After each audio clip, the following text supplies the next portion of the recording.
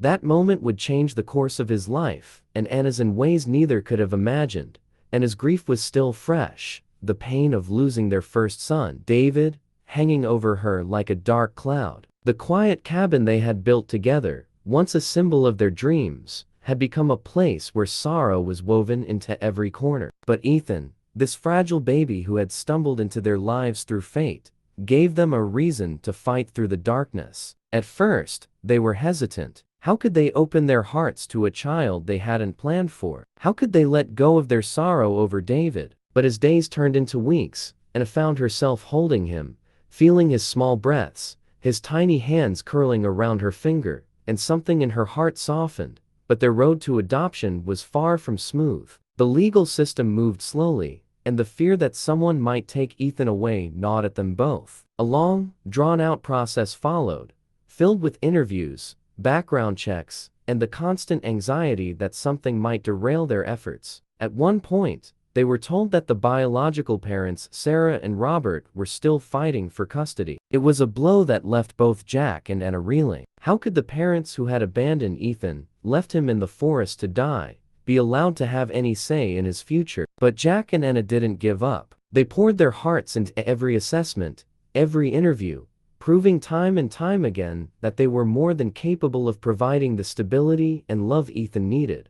The day the judge finally ruled in their favor was a moment Jack and Anna would never forget. As the judge declared Ethan's adoption official, Anna could no longer hold back the tears. She hadn't realized how much she had feared losing him, how deeply she had invested herself in the possibility of a family. Became a place of laughter, play, and new memories. Jack built a small wooden fence in the yard to keep Ethan safe from the wilderness that had once nearly claimed his life. Anna, nurturing by nature, taught him the simple joys of gardening, of touching leaves without fear of thorns, of seeing the beauty in the small things. Their world, though simple, was rich with meaning. Still, the fear of losing Ethan never truly disappeared. Jack would often take him on walks through the woods, teaching him how to recognize animal tracks, which paths were safe, and how to approach nature with respect. And even as Ethan grew, running and speaking, asking questions with wide-eyed curiosity,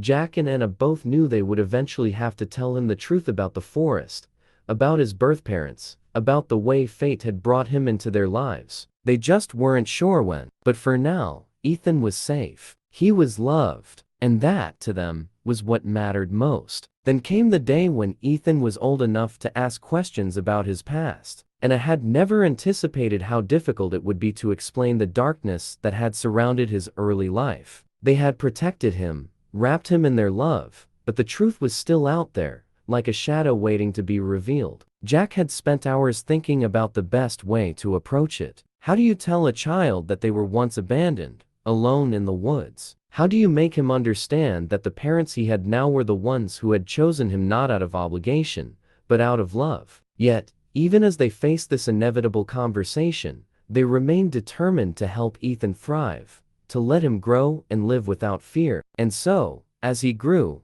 so did their family. Milestones that once felt distant, his first words, his first steps, were now cause for celebration. Jack and Anna reveled in every moment, finding meaning in each small achievement. They realized that their journey with Ethan was not just about raising a child, but about healing the scars from their past. The little boy they had saved had, in turn, saved them. One afternoon, as the sun dipped low and the air turned cool, they sat together on the porch, watching Ethan play in the yard. He was stacking stones, then knocking them over, laughing and asking for help. Anna smiled as she showed him how to balance them, Jack crouching beside them. It was such a simple moment, one that most families might overlook. But for Jack and Anna, it was everything. It was proof that even after all the pain, they had found peace. Ethan was here, he was theirs, and together, they had created something beautiful from the ashes of their past. As the years passed, Jack and Anna continued to raise Ethan with the same love and care that had seen them through the darkest moments of their lives. They never forgot the pain of losing David, but they had learned to live with it. They had learned that life could be both cruel and kind. And in the end,